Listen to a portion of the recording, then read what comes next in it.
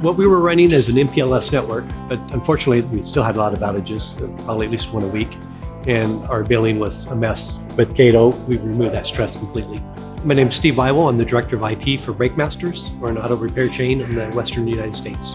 Breakmasters started approximately 35 years ago and grew from one store to about 71 that we have now. In our previous MPLS network, they would provide a T1 line to each store and then break it out into some analog lines so we'd get our voice and data with them. We'd get a lot of complaints from customers on our Wi-Fi because we had to dial down the speed. Our goal was to increase our bandwidth because with T1 we had 1.5 megs and we wanted to eliminate outages of our network.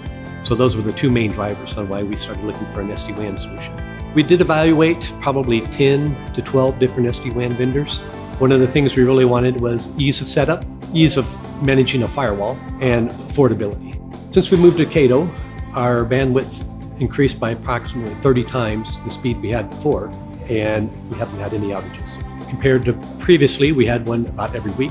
Instead of being more reactive, like a store would call us, hey, our internet line is down, and then we start the process of troubleshooting that. Now we're very proactive because we get notified if there's a glitch on one particular line, and now they have no idea there was even a problem.